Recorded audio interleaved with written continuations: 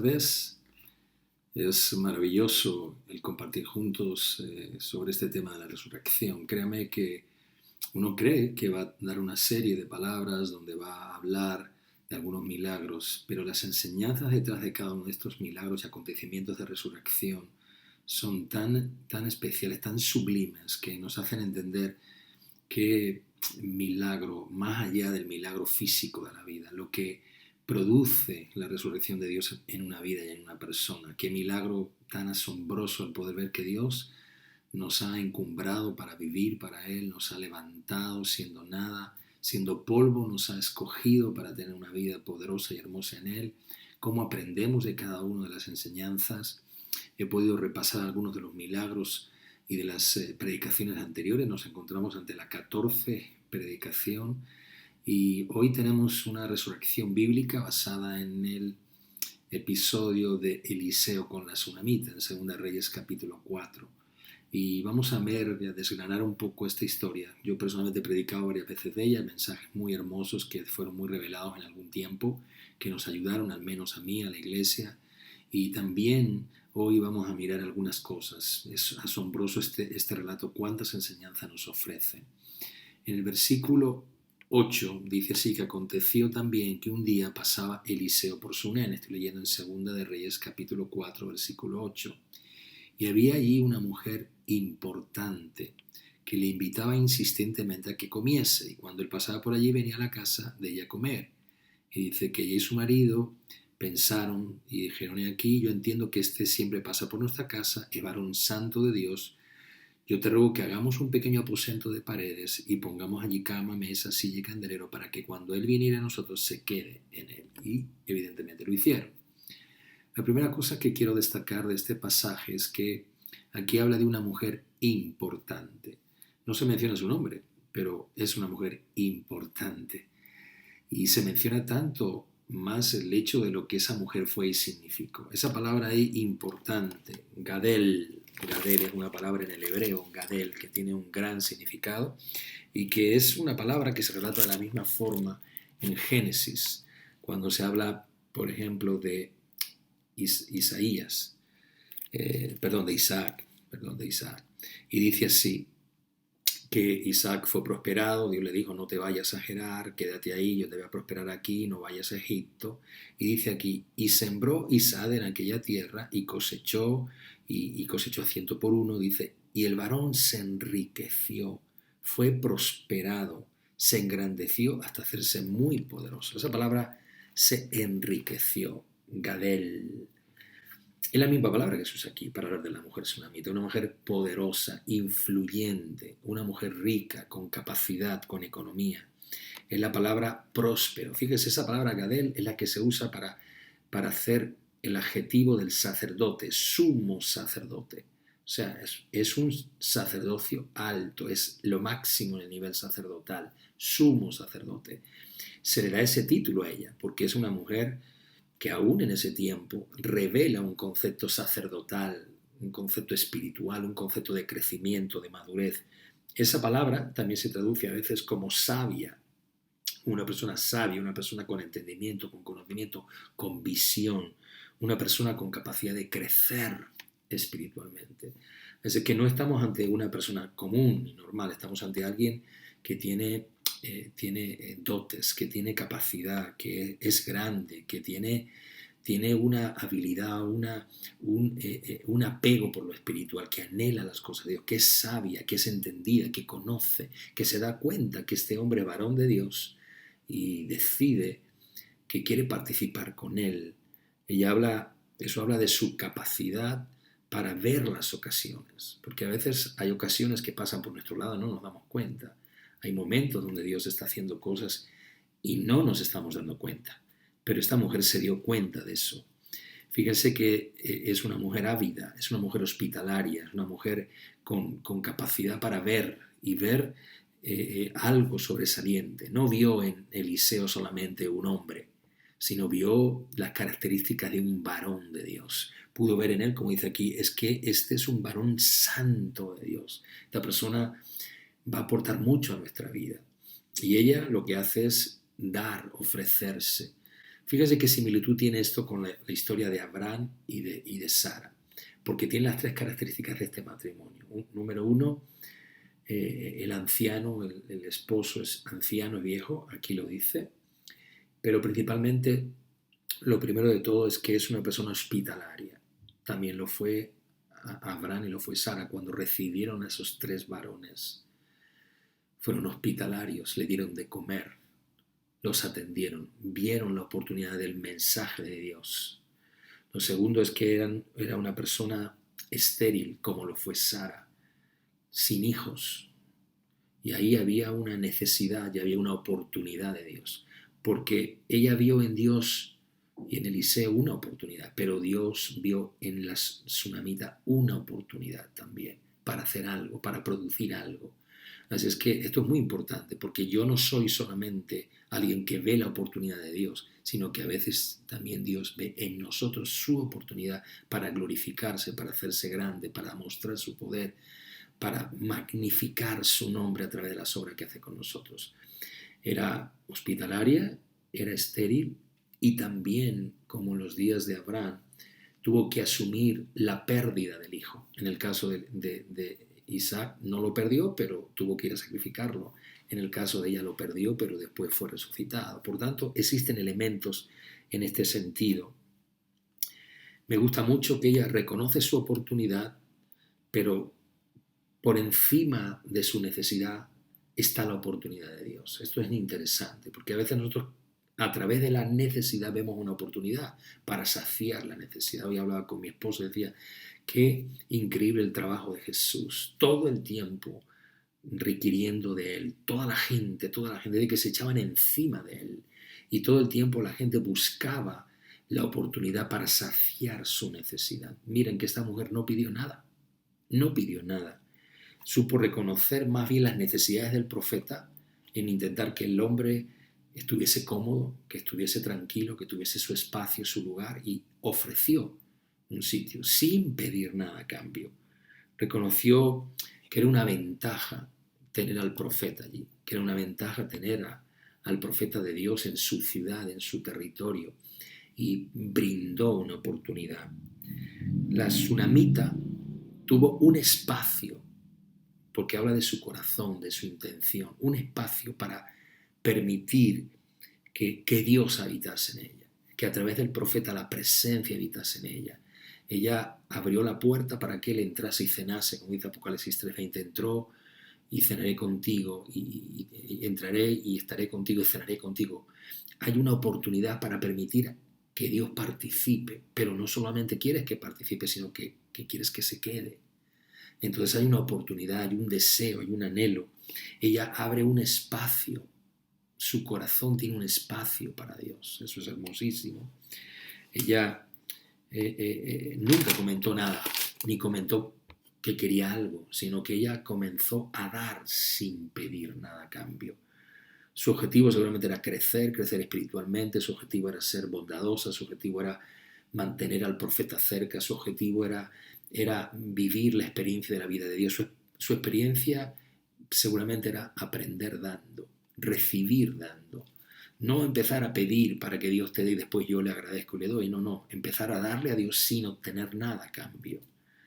Si ella hubiera pedido algo por haberle hecho la habitación al profeta, quizás se hubiera visto su interés y quizás el profeta nunca hubiera estado ahí. Pero el profeta vio que ella siempre era la que se disponía, insistía en que se quedara a comer, después insistió en que se quedase en medio de ellos y habitase con ellos. O sea, esa mujer se había acostumbrado a dar sin pedir. Eso es una asombrosa lección espiritual, porque en muchas ocasiones nosotros somos los que nos tiramos encima del maestro porque tenemos una necesidad y queremos que esté con nosotros porque entonces nos irá bien. Pero aquí es algo diferente, es que queremos que Él esté con nosotros porque nos sentimos bien, pero no hace falta que Él nos dé nada. Nosotros empezamos dándole a Él.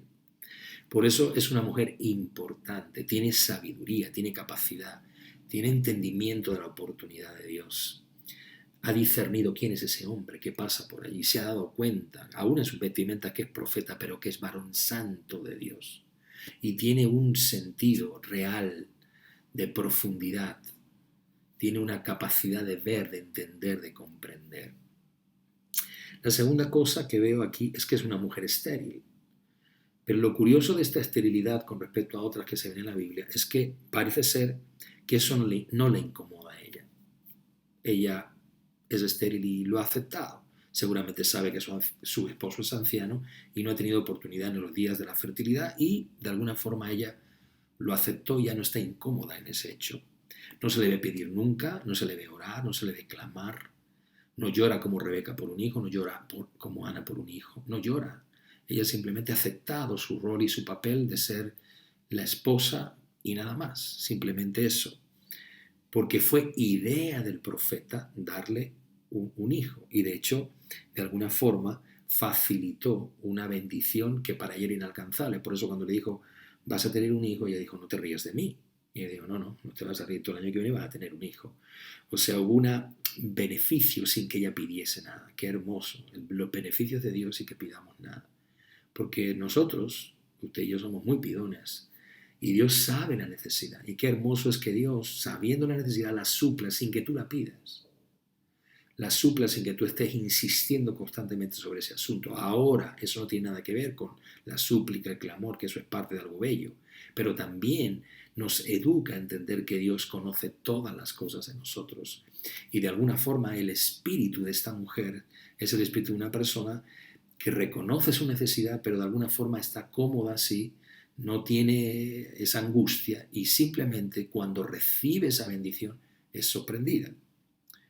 No fue quizás su prioridad pedir, ni fue su prioridad que Dios se lo diera, pero sin lugar a duda sí fue prioridad de Dios hacerlo. Como he dicho antes, Dios vio en ella una oportunidad. Entonces hubo una reciprocidad en la oportunidad. La mujer vio en ese hombre la oportunidad de crecer espiritualmente, de tener un ámbito mayor de santidad y gloria en su casa. Quería que la presencia habitase en medio de ella. Y de alguna forma, de alguna manera, Dios vio una oportunidad en esa mujer para hacer algo, para hacer un milagro. No fue su prioridad, pero Dios lo hizo.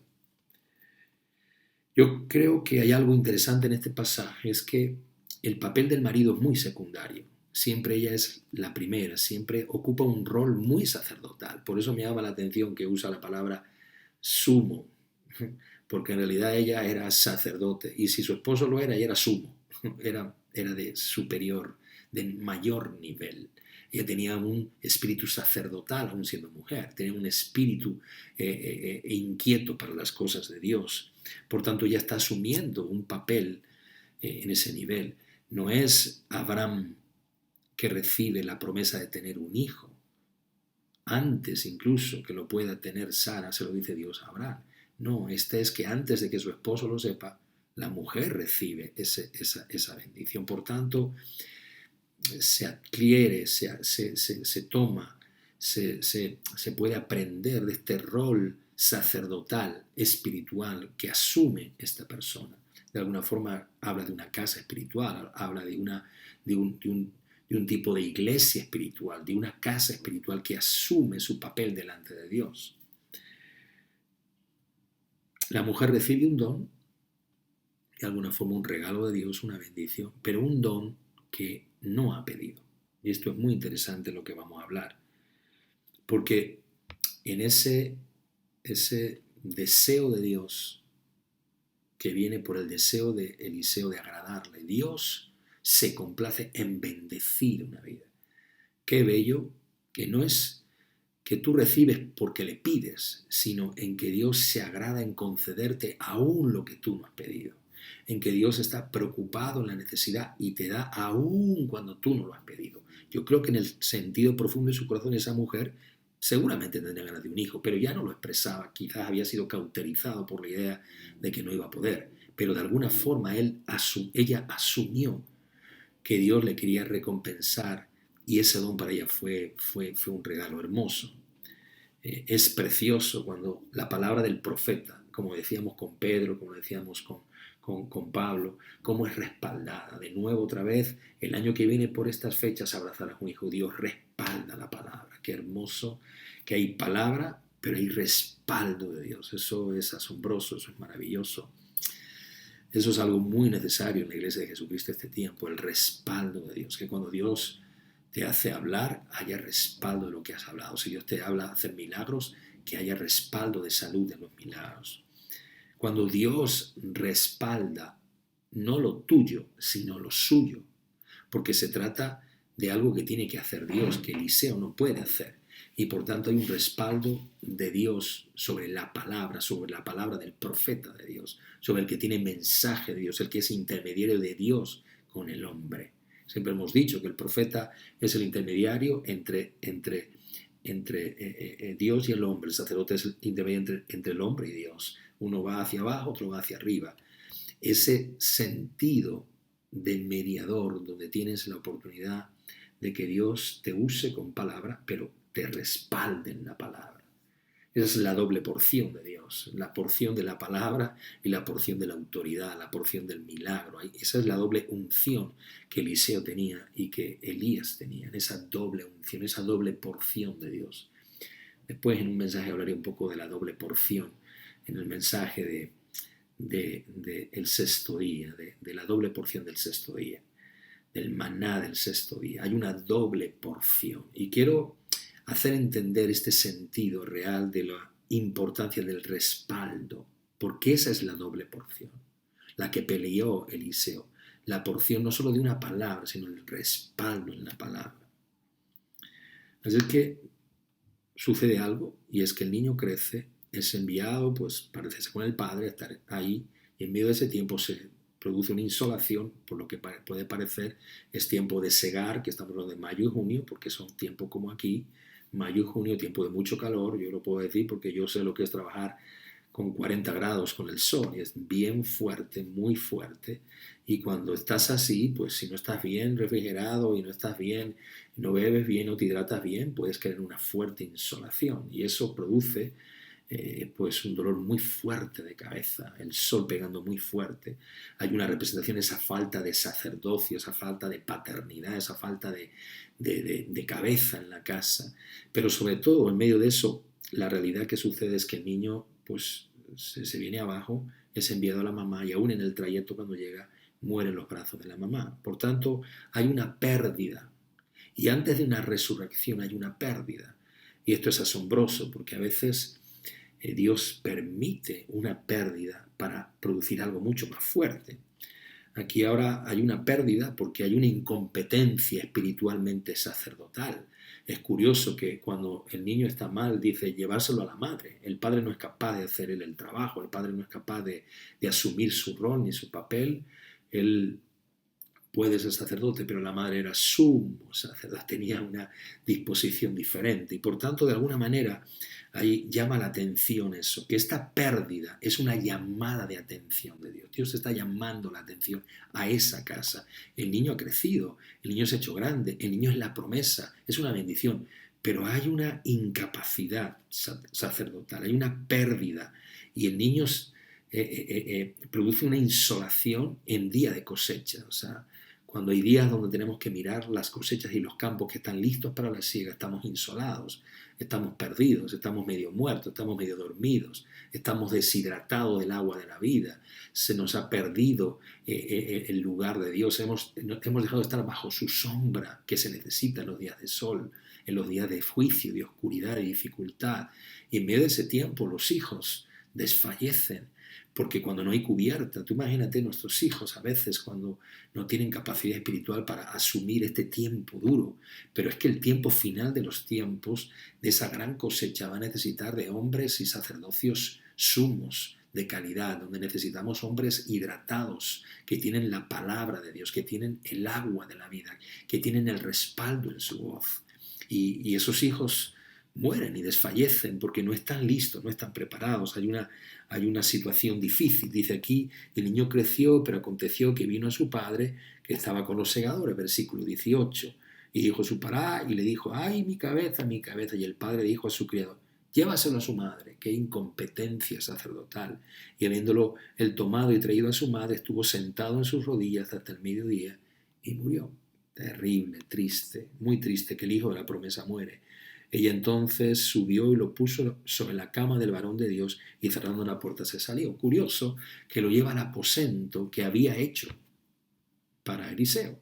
Parece que Eliseo ya no estaba ahí. No es que Eliseo vivía ahí, él vivía en el Monte Carmelo, pero de alguna forma él iba y venía. Y de alguna forma, de alguna manera, él tenía una disposición para estar en esa casa. Pero parece ser que al cabo del tiempo, los años, ya en el costumbrismo, el aposento estaba vacío y entonces ella va y lo pone en el lugar, lo pone en ese sitio.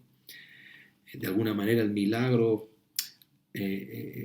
nos ha hecho que se pierda y ahora de repente tenemos que hacer algo y es que ahora tenemos que recuperar lo que hemos perdido. Algo muy interesante de este episodio es que la tsunamita no pidió por el milagro de dar a luz y le fue hecho, pero sí tuvo que rogar por el milagro de la resurrección.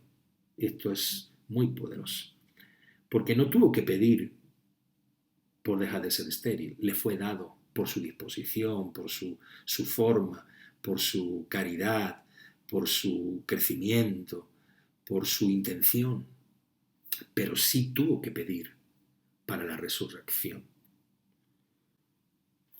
Yo digo, ¿se va a perder algo que Dios había dicho que iba a dar? ¿Se perderá la palabra respaldada? Dios no la quería perder, pero Dios quería enseñarle a la mujer algo. Este milagro es una llamada de atención a esa casa y a esa mujer y a ese sacerdocio. Por tanto, ¿se perderá? No, no es que se va a perder, pero Dios permitió que en un tiempo se perdiese. Lo mismo pasó con Lázaro. Permitió que muriese para hacer algo después, para lograr algo después.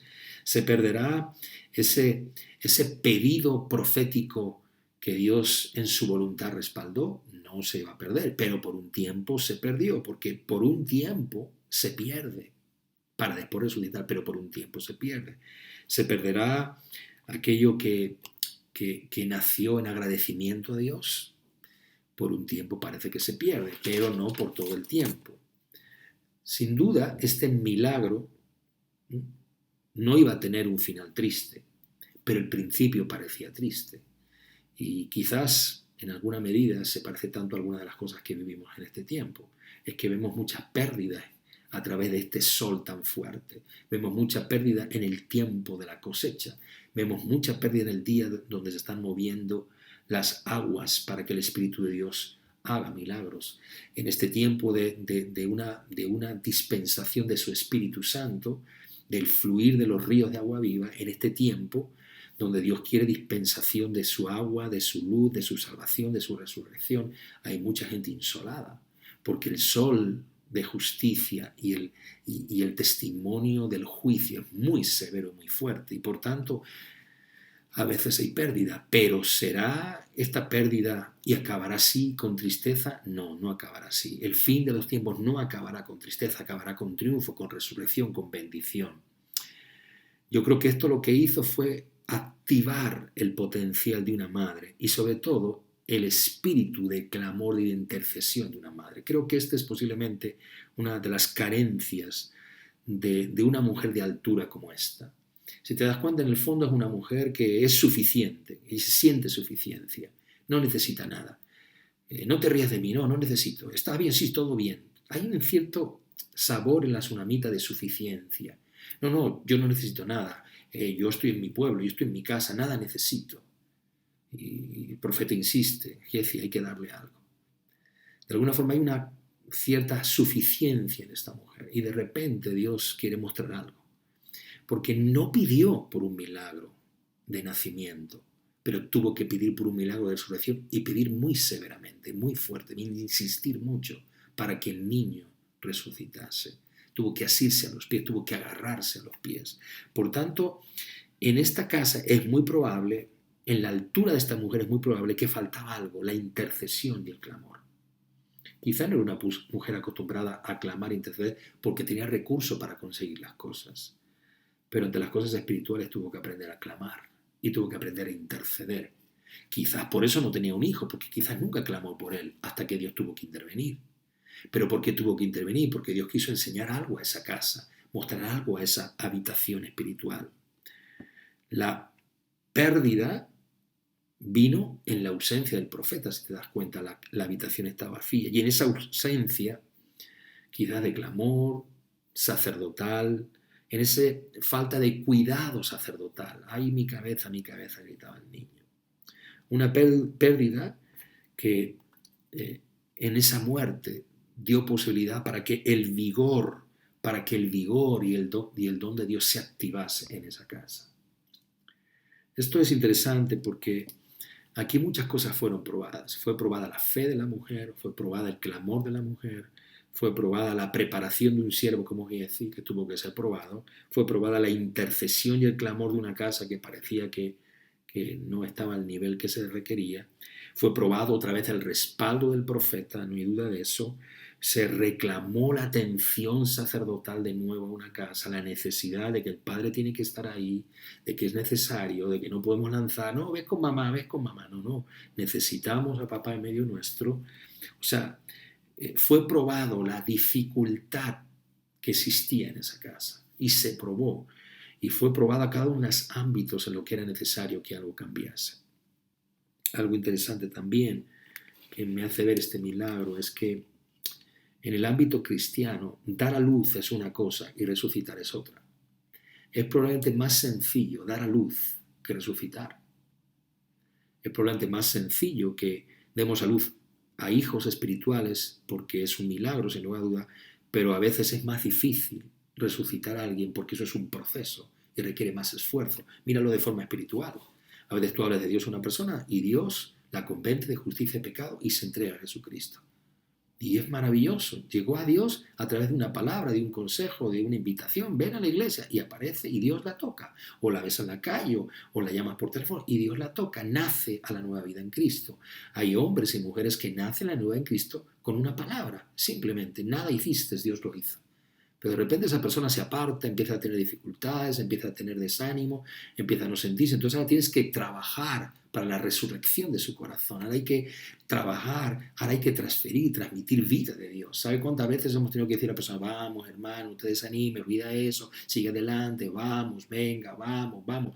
Porque resucitar una vida espiritual es mucho más difícil que dar a luz a una vida espiritual. Y a veces esto es un esfuerzo y un proceso. Y en este milagro se ve un proceso muy sorprendente. A mí me llama la atención en este milagro lo que significó el proceso del milagro. Que primero va Giezi, primero la mujer, después que va Giezi, que Giezi no puede, después que va él. La mujer empeñada, tienen que viajar, tienen que estar allí, sube arriba. El niño entra en calor pero no nace. No resucita, tiene calor, pero nada más. Parece que simplemente hubo una transmisión del calor de Eliseo al niño, pero no. Y él tiene que bajar abajo, interceder y caminar en la habitación, y ir para aquí, para allá, y volver arriba para volver a ver la mano de Dios y ver que el niño, después de estornudar 7 veces, resucita y despierta. Hay un trabajo. Por tanto, para dar a luz a veces hace falta una palabra, solo una palabra. El año que viene por estas fechas dar un hijo, ya está. Dios respalda, maravilloso. Pero para resucitar hay que transferir una vida, hay que transmitir vida. Y no puedes transmitir lo que no tienes. Giezi no pudo transmitir vida porque no la tenía. Tenía el báculo, pero no tenía la vida. Por tanto, espiritualmente en este tiempo está siendo más costoso resucitar a hijos de Dios que han nacido bajo la promesa de la salvación. Está siendo más costoso volver a la vida a hombres que están dormidos, que están fríos, sin calor.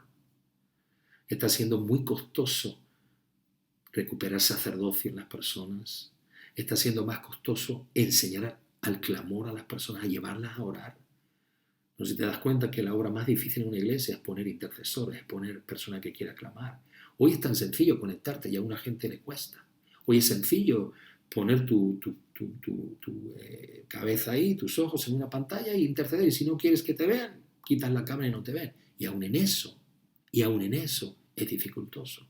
Porque resucitar es altamente difícil cuando el ser humano está frío, cuando el ser humano está alejado, cuando está triste. Este es un milagro de resurrección muy esforzado, posiblemente el más esforzado que se ve en todos los milagros. Este es un milagro donde el respaldo de la palabra requiere un esfuerzo, donde se prueban diferentes cosas que no funcionan y al final Dios tiene que respaldar porque hay un hombre insistiendo, que va caminando arriba y abajo en la casa, que busca todos los rincones de la casa para orar. Va a un lado, va a otro, y lo dice. Y volviendo luego, dice que subió arriba, puso su boca, puso sus ojos, puso sus manos, y el cuerpo entró en calor, pero no vivió. Y volviéndose luego, se paseó por la casa una y otra vez, y después subió y se tendió de nuevo, y el niño estornudó y se abrió sus ojos. Hubo un costo en lo que se estaba haciendo. No fue el poder de una sola palabra. Hubo un proceso para transmitir la vida. Así que la mujer, que era grande e importante, cumplió con su papel de ser una mujer importante. Cumplió con el papel de ser madre, que es una dicha superior. Le dio madurez. Ser madre hizo madurar a esta mujer.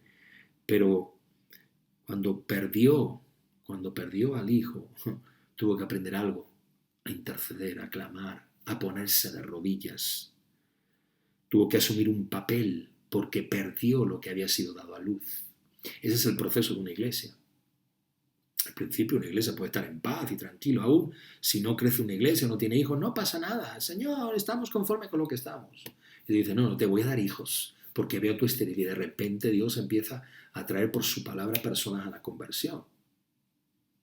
Pero también a veces la iglesia madura, pero no madura al nivel que requieren esos hijos. Y el sol de justicia y el juicio y el sol y el solano, los días de la cosecha, hace que muchos se insolen y no tengan capacidad. Y se duermen y mueren espiritualmente. Y entonces hay que hacer un trabajo de resurrección. Y entonces hay que pagar un precio alto para resucitar. Hay un esfuerzo para hacer que una iglesia clame a Dios, clame por la ciudad, clame por su pueblo, clame, y siga y clame, y vaya a un lado, vaya a otro, vaya a un lado en la casa, clamando y clamando y clamando. Y yo creo, al menos en lo que yo he vivido en mi propia vida en este último tiempo, estos últimos años, si algo Dios ha hecho destacar ministerialmente en nuestras vidas, no ha sido tanto el ámbito profético o de palabra, que ha sido por mucho tiempo un elemento que Dios nos ha usado, sino ha sido, sin lugar a dudas, un elemento de intercesión y de clamor, de clamar y de clamar y de clamar. Y cuando hay gente que dice, por favor, oren por mí, clamamos y clamamos y clamamos y clamamos y nos ponemos en disposición para clamar e insistir a Dios como la viuda insistente. Uno de los primeros mensajes que yo prediqué en el año 2018 fue ese, la viuda insistente. Como el diablo quiere que la iglesia no clame. Y por eso la madurez de esta mujer se basó en pasar de ser una mujer que estaba bien, feliz, importante, de sumo sacerdocio, a ser una mujer de rodillas, de intercesión, de clamor, de clamar y de clamar. Dios produce madres a los que piden y a los que no piden, y da hijos aún a los que no piden. Pero resucitar es un trabajo incansable para aquellas madres maduras que se ponen a los pies. Hay un cristianismo de mamás cómodas. Hay un cristianismo de mujeres cómodas, que si no dan a luz, no dan a luz. Si no han ganado a nadie para Cristo, no lo han ganado, no pasa nada. Pero de repente hay una dispensación de Dios para mujeres que ahora Dios las ha hecho madres y las ha hecho responsables y ahora tienen una labor constante de clamor por su generación y por sus hijos. Se agarran a sus pies. Yo le llamo a esto madres a los pies. Madres a los pies. Porque hay una mujer que es esposa, después es madre y ahora es madre a los pies. Primero no pide y ahora clama, pero solícitamente. La resurrección es el poderoso resultado de una iglesia insistentemente, clamando en no dejar a Dios hasta que no obre. Ese es el versículo 30. Y dijo la madre del niño, vive Jehová, vive tu alma, que no te dejaré. ¿Tú sabes quién dijo esas palabras? Eliseo. Se las dijo varias veces a Elías. Vive mi alma, que no te dejaré. No.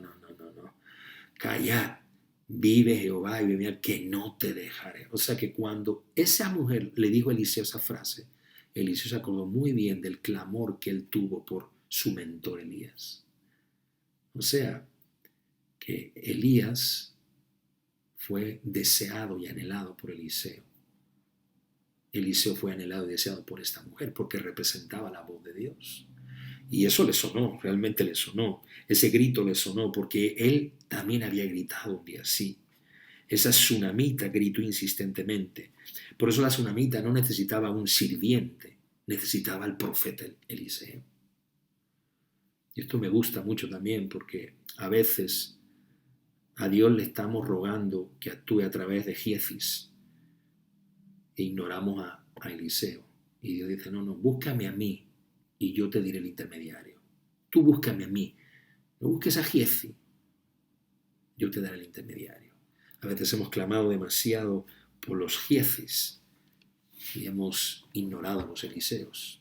A veces hemos clamado demasiado por instrumentos, por personas, para que Dios toque nuestras vidas. Y hemos ignorado al mismo Dios, hemos marginado a Dios. Y aquí esta mujer tuvo claridad, no me mandes a Giezi, no, yo me voy contigo, si quieres mándalo, pero yo me quedo aquí. Y cuando Giezi vino con malas noticias, el niño no había despertado. Él tenía la metodología, pero no el espíritu de Eliseo. No tenía el corazón, se demostró después en los días de Naamán. No había en él, no había intención, no había corazón, no había disposición, no tenía la vida del maestro. Entonces, esa mujer se quedó y dijo, no me muevo de aquí, yo no me voy de aquí. Me llama la atención un día más algo interesante aquí, es otro aposento más. Versículo 10 dice, lo hemos leído, te ruego que hagamos un pequeño aposento de paredes. Y usa la palabra aposento alto. En el versículo 21 dice, y ella subió y lo puso sobre la cama del varón y cerró la puerta y se salió. Ahí de nuevo ella lleva al niño al aposento alto que había hecho para Eliseo, que estaba vacío. Ya lo hemos dicho, estaba vacío. Circunstancialmente puede ser que estuviera, pero es una señal de hacernos ver que quizás por un tiempo se habitó, y se habitó mucho, pero por otro tiempo Eliseo quizás se ausentó mucho. Y entonces ella lleva al aposento, de nuevo otro aposento. Qué curioso, ¿no? ¿Cuántos hemos tenido? El aposento con Pedro, el aposento con Pablo, el aposento con Jesús. Hemos vivido experiencias de ver cómo Dios ha resucitado en lugares y en aposentos, cuando la iglesia está en aposentos, en el clamor, en el fluir. La resurrección en esta habitación tiene una demostración, y es que fue resucitada en el lugar que ella edificó, el mismo lugar que ella entregó para que Dios habitase en su vida. Posiblemente esa es la parte más importante donde Dios quería hacer algo en la vida de esta mujer, que no se olvidase de su habitación, de su aposento, que no perdiera el lugar donde Dios iba a habitar en ella, que recordase sin lugar a dudas qué había significado para esa casa el aposento del profeta, o lo que lo mismo, el corazón a Dios. Y ahí mismo, en ese mismo lugar fue donde hubo un milagro, donde hubo una resurrección. Ese aposento significó el amor de una mujer hacia la presencia, el anhelo por las cosas santas. Ese es varón santo de Dios, un anhelo por las cosas santas. Ese aposento alto que quizás quedó vacío por un tiempo y donde el lecho pues estaba vacío, y donde tuvo que poner el lecho de su hijo muerto. Duras palabras esas, el lecho de su hijo muerto. Y en ese mismo lecho, en ese mismo lugar donde había dormido el profeta, puso a su hijo. Ahora, en ese aposento algo pasó. Es que Giezi va, pone el báculo sobre el niño, toca pensando que con eso es suficiente. Él cree que la resurrección es un toque. Es como cuando tú crees que oras un día, ya el Señor ya convierte a mi hermano, ya lo resucita, ya lo restaura, y ya pensamos que ya. No, dice Dios, no, aquí hay un trabajo. Porque el dar a luz puede ser por una voz, pero resucitar es por una transferencia, es por una invocación, es por tocar, es por poner manos y ojos y boca en lo que quieres resucitar, es transferir la vida. ¿Se acuerda cómo Jesús se echó sobre la vida, el hijo de la viuda de Naín? Se echó. Hubo un contacto que me imagino se sorprenderían porque nadie tocaba a un muerto. Así que imagínense qué sorprendente la necesidad de ese contacto. Dice que él toca con el báculo pensando que esto estaba así y dice, y mira lo que dice el versículo 31. Él entonces se levantó, Giezi había ido delante de ella y había puesto el báculo, él corriendo va para poder decir ya, y cuando vuelva seguro voy a tener buenas noticias. De repente que fracasa, dice, y dice, puso el báculo sobre el rostro del niño, pero no tenía voz ni sentido. Y se volvió para encontrarse con Eliseo. Ahí viene fracasado Giezi. Dice, no tenía voz ni sentido. Y aquí usa dos palabras muy interesantes. Porque quizás estas fueron las carencias de la casa de Sunem. Esas fueron las carencias de esa casa, de la casa de Sunem. La primera carencia posiblemente de esa casa fue la falta de voz. Quiero que veas esta palabra que está aquí, porque no se refiere que no tiene voz porque no puede hablar, no. Está refiriéndose a algo más interesante. Esta palabra se usa primera vez en Génesis 4, en el versículo 10. Es el día en que Caín mata a Abel y de repente Dios habla y dice esto. Y Jehová dijo a Caín, ¿dónde está tu hermano? Y respondió, ¿no soy yo acaso guarda de mi hermano? Y él le dijo, ¿qué has hecho? La voz, hay la palabra que usa kol, la misma palabra que hay aquí, la voz de la sangre de tu hermano clama a mí desde la tierra. En el original, la palabra kol significa clamor, un gemido en voz alta. Es un gemir que trasciende, que llega al cielo. ¿Qué le pasaba a la casa de la tsunamita? Le faltaba la voz, había perdido el clamor. Si acaso lo hubo, lo perdió, y si no lo tuvo, hacía mucho que no tenía clamor, que no había intercesión. Había una carencia, porque en la iglesia hay una carencia de voz, de clamor. Dice Dios, la voz de tu hermano, la sangre de tu hermano. Impresionante, la sangre de tu hermano. Está clamando. ¿Es que la sangre habla? No, pero es que está hablando de lo que es el espíritu, la sensación, lo que significa la trascendencia, lo que significa ese ámbito del gemir por algo que Dios está escuchando. No es la voz que la gente hable, que tú escuchas, no, es una voz distinta. Es el clamor. Aquí está diciendo, no escucho a Sunem, no escucho la voz del niño, no hay voz en la voz del niño. ¿Qué ha pasado con el hijo de la promesa? No hay voz. Dice Giezi, no hay voz aquí, no hay clamor, no hay nada. O sea, no podía, el hijo no clamaba, estaba muerto. La primera palabra es kol, la segunda palabra es kesef. Dice ahí, no hay clamor, no hay voz, ni sentido.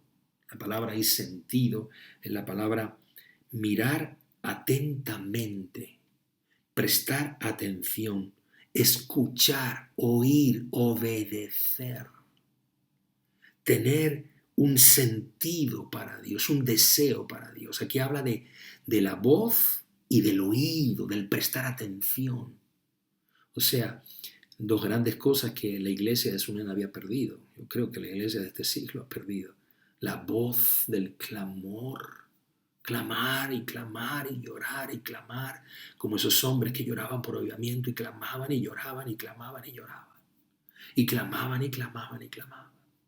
¿Dónde está ese clamor? Le digo Giezi. No está el clamor. Y dice, y no está la atención. Se ha perdido la atención a Dios, se ha perdido. No están fijos en mí, no me están escuchando, no me ven.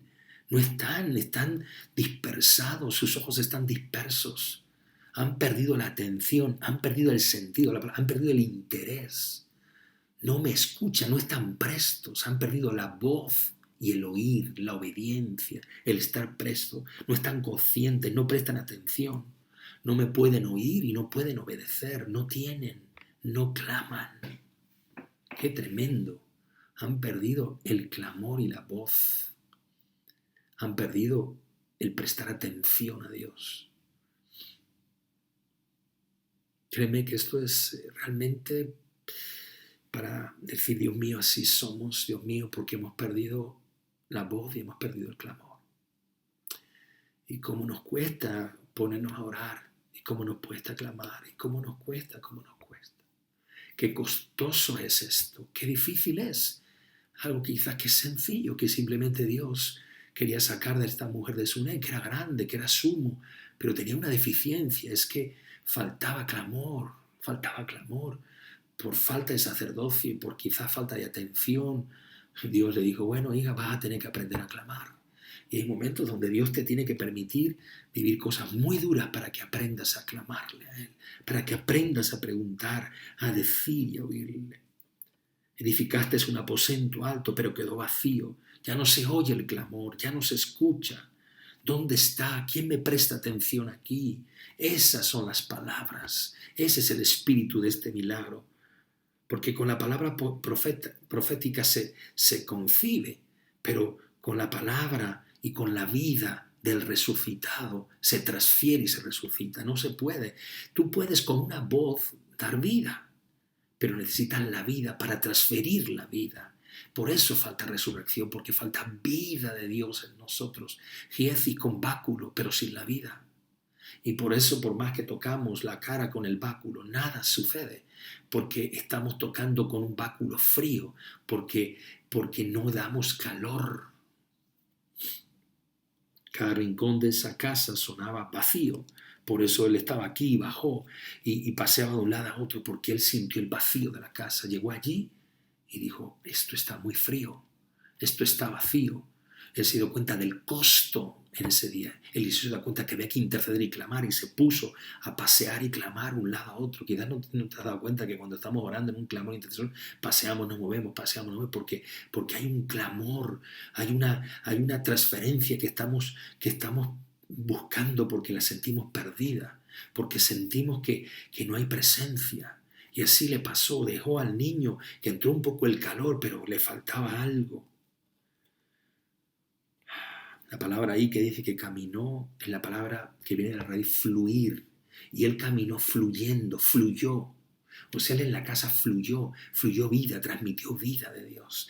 Hizo que esa casa se llenase de la vida de Dios. Asombroso. Hubo una conciencia de la necesidad de la vida en ese lugar. Por eso hay una voz y una palabra con una voz para dar a luz, pero hace falta la vida para la resurrección. Hay que pagar el esfuerzo, el clamor y la vida. Hay que transferir vida.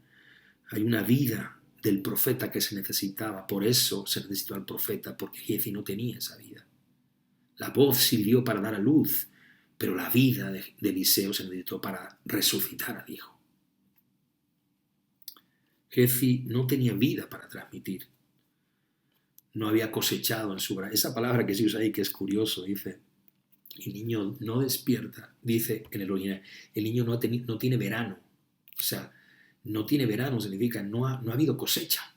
O sea, recuerda que él muere en los días de la cosecha. Dice, se ha perdido en la cosecha, no aparece, no brota como la cosecha. Por eso no despierta, no brota vida en él, no pasa nada, no hay calor, no despierta. Está frío, ni el calor del verano lo despierta. Está seco, está frío. No había clamor, no había atención, no había nada. Miren, lo primero que hizo Eliseo cuando llegó fue ponerse de rodillas y orar. Pero Giezi lo que hizo fue poner el báculo. Ni oró, ni clamó, no hizo nada. Pensaba que esto era una cuestión de un toque. No, amado, ¿qué pensamos? ¿Que España se va a salvar con un toque? ¿Usted no cree que Dios no quiere que insistamos para esta resurrección? ¿O qué pensamos? ¿Que va a ser simplemente así? No, es que Dios quiere ver involucrar a su pueblo en esta resurrección. Tu nación, tu pueblo, tu casa, tu familia. Él te involucra para una resurrección en este tiempo. No hubo clamor, no hubo nada. En Giezi no había nada. Solo tenía un báculo, pero no tenía la vida. Se dice aquí que se ciñó como un siervo. Se puso el vestido de siervo, pero no el corazón. Se puso la ropa, pero no tuvo disposición. Solo quería el triunfo, solo quería el toque y el regalo. ¡Ah, Dios me ha respaldado! ¡Qué bien! Mire, toqué y sanó. No. Resulta que todo lo que él poseía era tan poco que no era suficiente para dar vida. Si tú y lo que tienes no es suficiente para dar vida, entonces tienes que empezar a darte cuenta que tú eres el primero que tienes que resucitar, porque en ti no hay vida para compartir. Hay una transferencia que Giezi no pudo hacer. Y entonces tuvo que venir el profeta y hacer algo muy interesante, esconderse solo. Ya lo hizo Pedro, lo hizo Jesús. Tuvo que esconderse a solas, cerrar la puerta y esconderse a solas con el muerto y tener intimidad, intimidad. Esta es una resurrección de intimidad, de contacto. La intimidad del contacto para que el niño que está frío viva. Y de que puso y tocó su mano y tocó su boca y se puso encima. Me gusta porque Eliseo se puso en la condición para ver las cosas desde el punto de vista del niño. Tocó su boca para poder tener el idioma del niño y tocó sus manos para poder hacer las cosas y que el niño resucitase. Tocó sus manos, tocó sus labios, tocó sus ojos, para ver cómo ellos ven, para tocar como ellos tocan, para hablar como ellos hablan. Eso habla del espíritu que se tiene en la intercesión cuando tú te pones en el lugar de los pecadores, de las personas que están mal, de los que no creen en Dios, de los que se han apartado, cuando simplemente los miras de una forma así, tocas con el báculo, no te importa, pero no, dijo Dios, no. Eliseo, tienes que ser consciente de la frialdad. Mira cómo ellos miran, habla como ellos hablan, mira sus realidades, sus necesidades, mira cómo están, mira sus cosas. Que se conviertan a ti y tú no a ellos. Esto es sorprendente, es una palabra que ha llegado a nosotros tantos años y tantas veces. Tú no estás aquí allá afuera para que tú te conviertas a ellos, tú estás allá afuera para que ellos se conviertan a ti. Tú no puedes seguir lo que ellos siguen, pero si tú estás ahí para que ellos se conviertan a ti. Esa es la transferencia, la intimidad y el contacto. Somos hijos de Dios, no estamos en el mundo. O sea, estamos en el mundo, pero no somos de este mundo. No fue una resurrección fácil, que era posiblemente una de las resurrecciones que tiene más ajustes. Yo creo que es así, porque necesita entrega. España necesita entrega. Mi pueblo necesita clamor. Mi ciudad necesita oración. Mis hijos, mi casa, mi familia. Esta ciudad necesita clamor, clamor, clamor, clamor. Necesita ponerte en medio, transferir, transmitir. Necesita clamor, clamor, clamor de Dios. Hoy oraba por una persona no cristiana que mi hermano me estaba presentando vía videoconferencia y me dijo, quiero que ores por él. Él no sabe de Dios, pero quiere que oremos y oramos. Y ese se necesita clamor y clamor. Qué bien, y ahora, qué bien. No, hay que orar por ese hombre. Hay que orar por ese muchacho que se llama Iván, hay que orar por él, clamar, clamar, para que ahora tu voz sea su voz, tus ojos sean sus ojos, y tu palabra, tus acciones sean las suyas, y tú, comprendiendo su realidad, despierten a la vida. Hubo un esfuerzo para la resurrección, porque si te das cuenta, las resurrecciones no fueron como las sanidades comunes, donde Jesús hablaba y se acabó. No. En la resurrección hubo contacto, en la resurrección hubo que estar ahí, en la resurrección hubo que tocar. Fue maravilloso esa obra de amor, porque no es solo un deseo de resucitar, es una lucha que resuciten. Entiéndelo, no es solo un deseo, es una lucha que resuciten. Calor para darles vida. A veces es sencillo implicar a Dios para que Dios toque y Dios sane, pero Dios en las resurrecciones te implica también a ti. Y en resucitar una casa, una familia, te implica también a ti, sin lugar a dudas. Eliseo lo intentó y él vio que estaba muy frío y entró en calor, pero no en vida. Y lo volvió a intentar. Y bajó y oró y clamó y se paseó por la casa de un lado a otro. Y transfirió la vida a ese lugar. Y cuando volvió, ¡fum!, el niño. Y estornudó hasta 7 veces, porque habla expresamente de cómo le costó el respirar. Le fue costoso respirar la vida de Dios. Su resurrección fue altamente costosa. Para que viniera el aliento, hasta que viniera ese aliento, hubo una pelea fuerte. Por eso Eliseo lo intentó y lo volvió a intentar. Resurrección es mucho más que el deseo de alguien. Resurrección es la necesidad de la vida que tiene alguien.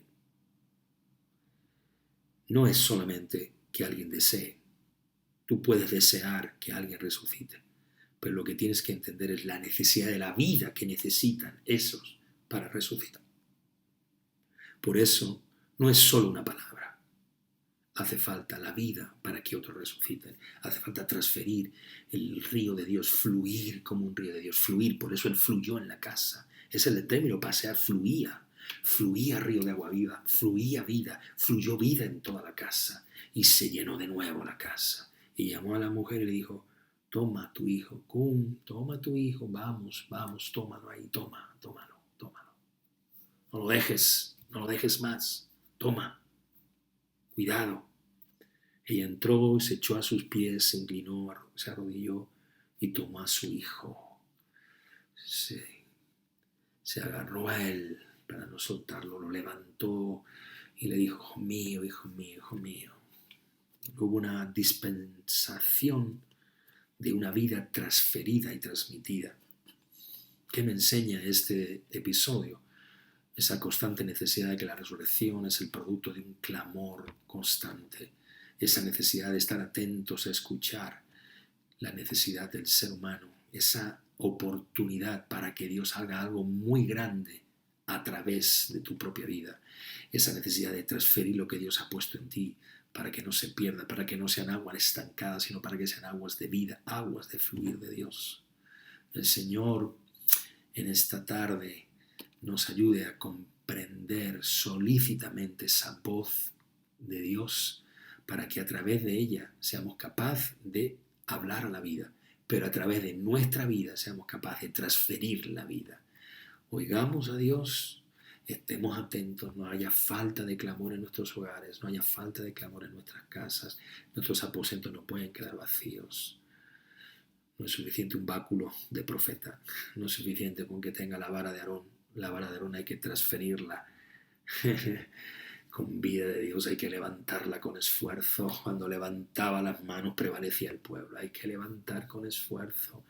Tú quieres resurrección por tus hijos y tu casa, tienes que esforzarte, tienes que orar y clamar y clamar y clamar y clamar todos los días, hasta ver la obra de Dios en una persona, hasta que veas que ha resucitado, que ha levantado, que de nuevo ha venido el sol, que ha salido la vida de Dios en su vida.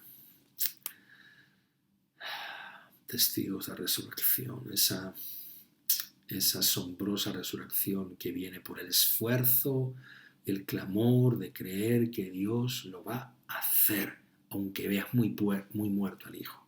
Dios lo hará en el nombre de Jesús. Shalom, la paz del Señor sea con todos vosotros en este día. Amén.